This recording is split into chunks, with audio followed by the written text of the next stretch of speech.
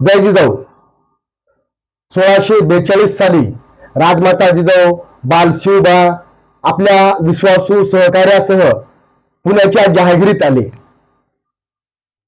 त्यांच्या येण्याच्या अगोदरच आदिलशाहीतील सरदार मुरार जगदेव यांनी पुणे शहर जाऊन बेचिराग केले होते.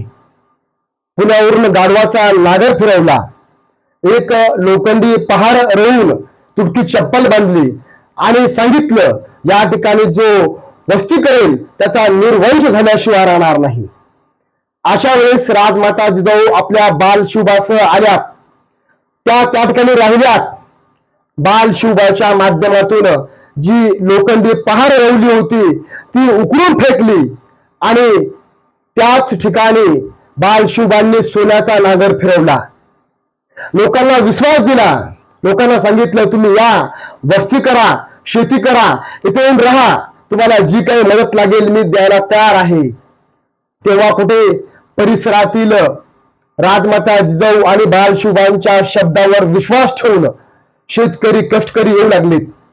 त्यांना जगण्यासाठी धान्य, शेती करण्यासाठी बैलजोडी, शेतीची अवजारं त्यांना देण्यात आली.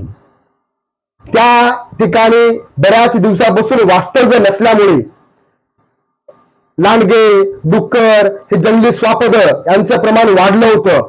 त्यांनी धुमाकूळ घातला होता. शेतकऱ्यांच्या पिकाची नासधूस करत होते. राजमाता जिजाऊने एक नवीन योजना आणली. जो कोणी या प्राण्यांची शिकार करून आणेल त्याला योग्य तो बक्षीस दिलं जाईल. आणि मग ते शेतकरी त्या प्राण्यांची शिकार करू लागले. राजमाता जिजाऊंकडून बक्षीस नेऊ लागले. यामुळे शेतकऱ्यांच्या पिकाचं रक्षणही झालं आणि जे शूर होते, वीर होते, त्याची राजमाता जिजाऊंना आणि बालशिवबांना ओळख झाली. या ठिकाणी जो राजमाता जिजाऊंनी छत्रपती शिवरायांमध्ये जी लोखंडी पहाड उकळून फेकण्याचा जो काही म्हणजे अगोदरची अंधश्रद्धा होती, कर्मकांड होतं, तर उकळून फेकली. तो त्या ठिकाणी विज्ञानवादी विचार राजमाता जिजाऊंनी छत्रपती शिवाजी महाराजांमध्ये त्यावेळेस दिला आणि छत्रपती शिवाजी महाराजांनी आयुष्यभर ते जपलं आणि त्या ठिकाणी जे लोक आले होते त्या सर्वांचं रक्षण करण्याचं काम छत्रपती शिवाजी महाराजांनी केलं.